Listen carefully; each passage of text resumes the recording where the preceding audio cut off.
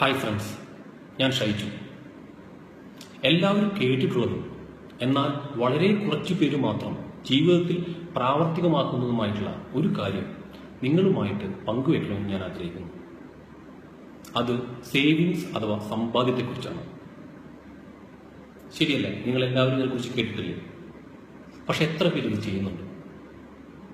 ഇത് ചെയ്യാണ്ട് പോകുന്നതിന് ഒരു പ്രധാനപ്പെട്ട കാരണം നമ്മുടെ വിദ്യാഭ്യാസ സമ്പ്രദായമാണ്.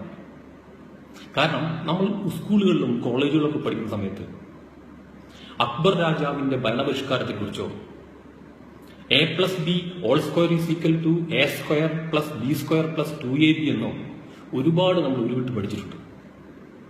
പക്ഷെ ഇതൊന്നും നമ്മുടെ ജീവിതത്തിൽ പിന്നീട് ഉപയോഗിക്കേണ്ടി വന്നിട്ടില്ല. എന്നാൽ ഈ ഫിനാൻഷ്യലായിട്ടുള്ള കാര്യങ്ങൾ, സ്ഥിരമായിട്ട് നമ്മൾ ഉപയോഗിച്ചുകൊണ്ടിരിക്കേണ്ട കാര്യങ്ങൾ, അതിനെക്കുറിച്ച് കാര്യമായിട്ട് നമ്മൾ പഠിച്ചിട്ടില്ല എന്നുള്ള വാസ്തവം. ഇനി ഇതിനെക്കുറിച്ച് ഈ ഒരു സബ്ജക്റ്റ് ഇന്ന് തിരഞ്ഞെടുക്കാനുള്ള ഒരു കാരണവും തന്നെയാണ്. എന്തിനു വേണ്ടിയിട്ടാണ് നമ്മൾ സമ്പാദിക്കുന്നത്? നിങ്ങൾക്കോ നിങ്ങളുടെ ഫാമിലിക്കോ നാളെ ഒരു അടിയന്തര ഘട്ടം, ഒരു എമർജൻസി സിറ്റുവേഷൻ വന്നിരിക്കട്ടെ. ആ സമയത്ത് മറ്റൊരാളുടെ അടുത്ത് പോയിട്ട് അവരിൽ നിന്ന് സഹായം മേടിക്കുന്നതിനേക്കാൾ എത്രയോ നല്ലതാണ് നമ്മുടെ കയ്യിൽ തന്നെ ഒരു നീക്കിയിരിക്കുക അല്ലെങ്കിൽ ഒരു സേവിങ്സ് ഉണ്ടാവുക എന്നുള്ളത്. ഇനി അതുമല്ലെങ്കിൽ ഭാവിയിലെ നിങ്ങളുടെ മകളുടെ കല്യാണത്തിന് വേണ്ടിയിട്ടോ അല്ലെങ്കിൽ മക്കളുടെ വിദ്യാഭ്യാസത്തിന് വേണ്ടിയിട്ടോ നിങ്ങൾക്ക് ഈ ഫണ്ട് ഉപയോഗിക്കാം. ഇനി ഇതൊന്നുമല്ലെങ്കിൽ തന്നെ കുറെ കാലം കഴിഞ്ഞിട്ട് ഒരു പെൻഷൻ പോലെ മാസം മാസം ഒരു വരുമാനം സ്ഥിരമായിട്ട് നിങ്ങൾക്ക് വേണമെന്ന് ആഗ്രഹമുണ്ടെങ്കിൽ നിങ്ങൾക്ക് ഈ പണം ഉപയോഗിക്കാൻ കഴിയും. പക്ഷെ ഇതിനൊക്കെ ആദ്യം ആവശ്യം സമ്പാദ്യം ജീവിതത്തിന്റെ ഒരു ശീലമാക്കി മാറ്റുക എന്നുള്ളതാണ്. അപ്പൊ ചോദിക്കുക, എങ്ങനെ സമ്പാദിക്കുക? ചിലരോട് സമ്പാദ്യത്തെക്കുറിച്ച് പറയുമ്പോൾ അവർ പറയും, അയ്യോ ചെലവൊക്കെ കഴിഞ്ഞിട്ട് ഒരു രൂപ മിച്ചം വെക്കാനില്ല, പിന്നെ എവിടെ നിന്നാ സമ്പാദിക്കാൻ പോകുന്നത്? അത് തന്നെയാണ് തെറ്റ്. ചെലവ് കഴിഞ്ഞ് ബാക്കിയുള്ളത് സമ്പാദിക്കുക എന്നുള്ളതല്ല, മറിച്ച് സമ്പാദിച്ചതിന് ശേഷം ബാക്കിയുള്ളത് ചെലവഴിക്കുക എന്നുള്ളതാണ് ഈ നല്ല രീതി. ഒന്നും മനസ്സിലായില്ലേ? ഞാൻ പറയാം. നിങ്ങൾക്കിപ്പോ സ്ഥിരമായിട്ടൊരു വരുമാനമുണ്ട്. അത് ഒരു പക്ഷെ ജോലിയിൽ നിന്നായിരിക്കും അല്ലെങ്കിൽ ബിസിനസ്സിൽ നിന്നായിരിക്കും. സ്ഥിരമായിട്ടൊരു വരുമാനം മാസം മാസം വന്നുകൊണ്ടിരിക്കുന്നുണ്ട്. നാളെ നിങ്ങളുടെ ബോസ് നിങ്ങളെ വിളിക്കുകയാണ്. ആള് പറയാം, ഇപ്പോൾ കമ്പനി വളരെ നഷ്ടത്തിലാണ്, അതുകൊണ്ട് നിങ്ങളുടെ സാലറി ഒരു 10% അടുത്ത മാസം മുതൽ കുറവായിരിക്കും. എന്താണ് നിങ്ങൾ ചെയ്യുക? ഒരു 95% ആളുകളും ജോലി വിട്ടു പോകാമെന്ന് പോകുന്നില്ല. എന്താ കാരണം? ഒരു 30,000 രൂപ മാസം വരുമാനം മേടിക്കുന്ന ഒരാൾക്ക് അയാളുടെ ഒരു 10% കുറവെന്ന് പറഞ്ഞ ഒരു 3,000 രൂപ സാലറിയിൽ കുറവ് വരും. അത് 10,000 രൂപ മേടിക്കുന്ന ആൾക്കോ ഒരു 1,000 രൂപ കുറവ് വരും.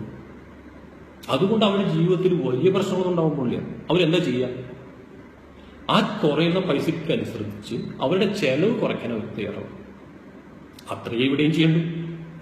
നിങ്ങൾ സ്വയമായിട്ട് തീരുമാനിക്കുക, ഇന്നു മുതൽ നമ്മുടെ സാലറി കുറയുകയാണ്, നിങ്ങളുടെ സാലറി കുറയുകയാണ്, 10% കുറവാണ്.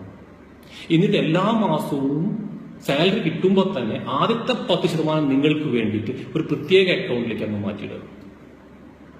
ഓക്കെ, അപ്പൊ ചോദിക്കും, ഈ 10% മാറ്റി വെച്ചിട്ടുള്ള കാര്യം. കാരണം 10,000 രൂപ വരുമാനം മേടിക്കുന്ന ഒരാൾക്ക് ഒരു മാസം 10% എന്ന് പറഞ്ഞാൽ 1,000 രൂപയാവുന്നുള്ളൂ. ഈ 1,000 രൂപ വെച്ച് അയാൾ ഒരു മാസം ഒരു ബാങ്ക് അക്കൗണ്ടിൽ മാറ്റിയിട്ട് കഴിഞ്ഞാൽ ഒരു വർഷം കഴിയുമ്പോൾ 12,000 രൂപയാവുന്നുള്ളൂ. അതിന്റെ ഇപ്പൊ നമ്മുടെ കോപ്പറേറ്റീവ് ബാങ്കിന്റെ ഇൻട്രസ്റ്റ് വെച്ച് തന്നെ ഒരു 10% ഇൻട്രസ്റ്റ് കിട്ടുമെന്ന് വിചാരിച്ചോ. അപ്പോഴും 1,200 രൂപയെ ഒരു മാസം എക്സ്ട്രാ അയാൾക്ക് ഉണ്ടാക്കാൻ പറ്റുള്ളൂ. അപ്പൊ ചോദിക്കോ, അതുകൊണ്ട് എന്ത് കാര്യമാണ്? പക്ഷേ കോമ്പൗണ്ട് ഇൻട്രസ്റ്റിനെ കുറിച്ച് കൃത്യമായിട്ട് അറിയാത്തതുകൊണ്ടാണ് അതിനെക്കുറിച്ച് പറയുന്നത്. ഞാൻ നിങ്ങൾക്കൊരു കണക്ക് പറയാം. അതായത് എല്ലാ മാസവും ഒരു 1,000 രൂപ വെച്ച് ഒരാൾ ഇൻവെസ്റ്റ് ചെയ്യാന്ന് വെച്ചോ അടുത്ത 30 വർഷത്തേക്ക്. ഓക്കെ, 30 വർഷം കൊണ്ട് ഈ 1,000 രൂപ വെച്ച് ഇൻവെസ്റ്റ് ചെയ്യുന്ന ആള് മൊത്തം 3,60,000 രൂപയായിരിക്കും അയാൾ ഇൻവെസ്റ്റ് ചെയ്തിട്ടുണ്ടാവുക. എന്നാൽ അയാളുടെ റിട്ടേൺസ് ആ സമയത്ത് അയാളുടെ പൈസ എത്രയുണ്ടാവും അറിയും? 21,71,321 രൂപയായിട്ട് മാറുന്നു. ഇനി അയാൾ 2,000 രൂപ വെച്ച് വേറൊരാൾ 2,000 രൂപ വെച്ചിട്ട് മാസം ഇതിനുവേണ്ടി മാറ്റി വയ്ക്കുന്നു വിചാരിച്ചോ. 7,20,000 രൂപയായിരിക്കും ആകെ അയാൾ മൊത്തം ഇൻവെസ്റ്റ് ചെയ്തുള്ള തുക. എന്നാൽ അയാൾ കിട്ടുന്ന റിട്ടേൺസ് എത്രയാണെന്നറിയുമോ? 43,42,642 രൂപ. ഇനി ഒരു എക്സാമ്പിൾ കൂടി ലാസ്റ്റ്. അതായത് ഒരു 30,000 രൂപ മാസം വരുമാനം മേടിക്കുന്ന ഒരാൾ 3,000 രൂപ മാറ്റി വയ്ക്കണം. നമ്മുടെ നാട്ടിലെ ഇപ്പൊ സർക്കാർ ജോലിക്കാരോ ടീച്ചർമാരോ അല്ലെങ്കിൽ ആ കാറ്റഗറിയിൽ വർക്ക് ചെയ്യുന്ന ആർക്കും ഒരു 3,000 രൂപ ആണെങ്കിൽ മാത്രം മാസം മാറ്റി വയ്ക്കാം. അവർ 3 വർഷം കൊണ്ട് ആകെ അവർ ഇൻവെസ്റ്റ് ചെയ്യുന്ന തുക 10,80,000 രൂപയാണ്. എന്നാൽ അവർ കിട്ടുന്ന 30 വർഷം കഴിഞ്ഞാൽ അവർ കിട്ടുന്ന തുക 65,13,963 രൂപയാണ്. ഇതാണ് ഒരു ഇൻവെസ്റ്റ്മെന്റിന്റെ മാജിക് എന്ന് പറയുന്നത്. ഓക്കെ, എല്ലാവർക്കും ഇൻട്രസ്റ്റ് താല്പര്യം ഉണ്ടാവില്ല, വേണമെന്നില്ലല്ലോ. എന്തൊക്കെ സാധ്യതകളുണ്ട്? മ്യൂച്വൽ ഫണ്ടുകളോ ഇക്വിറ്റി ഷെയറോ ഒന്നും വേണം. നമ്മുടെ നാടിന് ഏറ്റവും അടുത്തുള്ള ഒരു സ്ഥലത്ത് കുറച്ച് സ്ഥലം വാങ്ങിക്കാം, കുറച്ച് ഗോൾഡ് വാങ്ങിച്ചു വയ്ക്കാം. ഇതൊന്നും വേണ്ട, ചെറിയൊരു ബിസിനസ് കൂടി നമുക്ക് സ്റ്റാർട്ട് ചെയ്യാം. അങ്ങനെ ഇൻവെസ്റ്റ്മെന്റ് സാധ്യതകൾ അനന്തമാണ്. പക്ഷെ എന്ത് ഇൻവെസ്റ്റ് ചെയ്യണമെങ്കിലും ആദ്യം വേണ്ടത് പണമാണ്. അപ്പൊ അതുകൊണ്ട് സമ്പാദ്യം ജീവിതത്തിന്റെ ഒരു ഭാഗമാക്കി മാറ്റിയാൽ മതി. ഇനി നമ്മൾ എന്ത് ചെയ്യണം? അടുത്ത മാസം മുതൽ നമുക്ക് വരുന്ന വരുമാനത്തിന്റെ അല്ലെങ്കിൽ നിങ്ങൾക്ക് വരുന്ന വരുമാനത്തിന്റെ 10% മാറ്റിവെക്കാനെന്ന് തീരുമാനിക്കുക. കുറച്ചു കഴിഞ്ഞ് നിങ്ങളുടെ സമ്പാദ്യം നിങ്ങൾക്ക് വേണ്ടി പ്രവർത്തിക്കുന്ന ഒരു കാലം വരും. അവിടെയാണ് ഫിനാൻഷ്യൽ ഫ്രീഡം നിങ്ങൾ എൻജോയ് ചെയ്യാൻ തോന്നുന്നത്.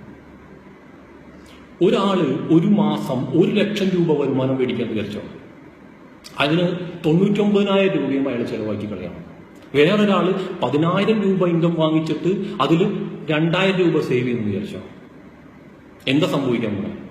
കുറെ കാലങ്ങൾ കഴിഞ്ഞ ശേഷം രണ്ടുപേർക്കും ജോലി അങ്ങ് പോയി തരും. ആരായിരിക്കും റിച്ച്? ആലോചിച്ചുള്ള.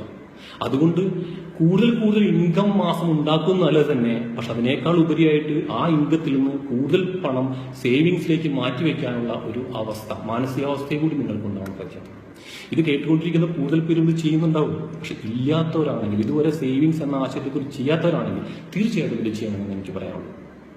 എന്തായാലും നിങ്ങൾക്കും നിങ്ങളുടെ ഫാമിലിക്കും എന്നും നല്ലത് മാത്രം വരട്ടെ എന്ന് പറഞ്ഞുകൊണ്ട് നിർത്തുന്നു. താങ്ക്സ്.